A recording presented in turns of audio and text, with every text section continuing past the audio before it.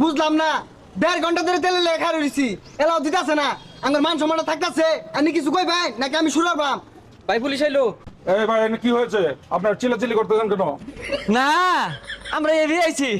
এই বদমাস, এটা সারা আছে, এটা কইছছ মানে আন্নার এই নাচ জানলে কি আইতাম?